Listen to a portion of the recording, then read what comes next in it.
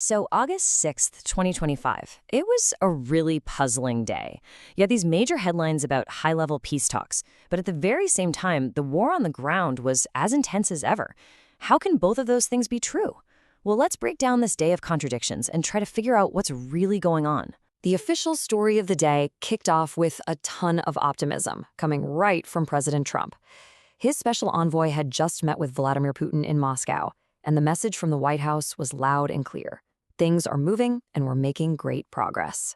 But, while the diplomats were talking progress, this was the reality on the ground. This map shows the Kupiansk front, and it's just grinding active warfare. And that clash, right there, between the words and the actions, that's the real story of the day. All right, so first, let's take a closer look at those high-stakes talks.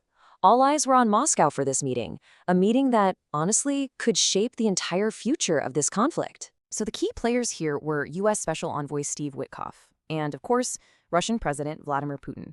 This was a big deal, really the first major direct diplomatic push from the Trump administration to try and find an off-ramp for this war. Now, at first glance, the statements from both sides seem to line up pretty well, right? The Kremlin says useful and constructive, the White House says highly productive. But notice what's missing here. Any actual details. There were no formal readouts, no specifics, just a lot of positive language that leaves everyone guessing about what, if anything, was actually agreed upon. And that kind of ambiguity, it creates a vacuum. And it looks like the Kremlin is stepping right in to fill it with a very carefully crafted story. This is Russia's information playbook in action, and it seems designed to shape how everyone sees things before a U.S. deadline on these peace efforts hits. A key part of that playbook is a tactic called sowing schisms. The idea is pretty simple. You publicly praise one person on your opponent's team while you subtly knock another. The goal? To create friction, to create division, and ultimately to weaken their position.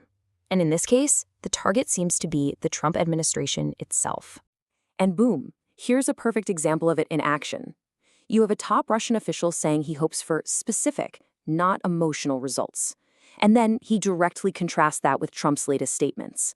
It's a clever little jab that paints the envoy as the rational one, and the president as, well, emotional. And it doesn't stop there. Another Russian official claims the envoy was sent to smooth over tensions that were caused by Trump's ultimatums. Again, you see the message they're trying to send, that there's division and maybe even some chaos on the U.S. side. But this quote from a pretty prominent Russian mill blogger, this might just reveal the whole game. He suggests the plan is to offer a deal that Trump will perceive as a small victory. That one word, perceive, is everything. It frames this whole thing not as a real search for peace, but as an exercise in managing the U.S. president. So, you might be wondering why all this focus on information warfare.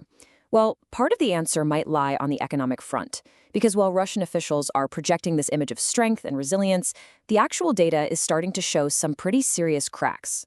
Just get a load of this number, a 33% drop in monthly oil revenue in just 1 year.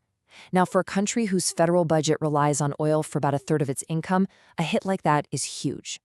It puts immense pressure on their ability to keep financing a long, expensive war. And on top of that, you have GDP growth that's falling short. They were forecasting 2% growth for the first quarter of 2025, but the actual number came in at only 1.4%.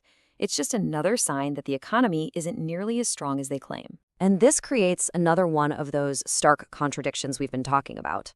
On one hand, you have officials claiming the budget has plenty of reserves to handle anything. But on the other hand, look at the reality for regular people. Passenger car sales dropped 24% in a year. I mean, that's a huge signal. People stop making big purchases like a car when they're worried about what's coming next. Okay, so with all this economic pressure building in the background, Russia's actions on the battlefield become even more important. They need to show progress, they need a win. So let's zoom in on the Kupiansk front, because that's a key area where they're trying to do exactly that. To really get why the fighting here is so significant, let's start with the big picture. This map shows that Russia's main effort is really concentrated in eastern Ukraine.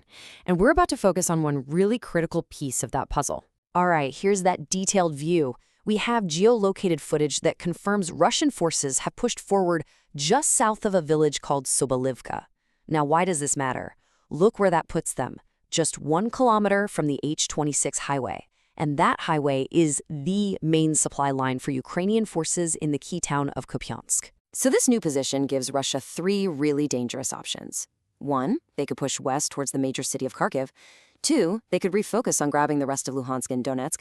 Or 3, they could just pin Ukrainian forces here while they redeploy their own troops to other critical fronts. For Ukraine, every single one of those options is a major headache. So let's pull back out. What does this one single day, August 6th, really tell us? Well, when you start connecting the dots between the diplomacy, the economy, and the fighting, a pretty clear picture starts to emerge. Ultimately, the day is just defined by these contradictions. You've got signals of peace talks right next to military escalation. You have official projections of economic strength right next to real indicators of strain. And the very idea of peace talks is being used as a backdrop for an information war. It feels like every action has an opposite and unequal reaction, creating this deeply unstable and unpredictable situation.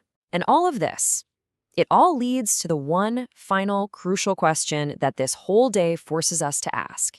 With all these different pieces moving on the board, the talks, the fighting, the economic pressure, who is actually gaining the most leverage for whatever comes next?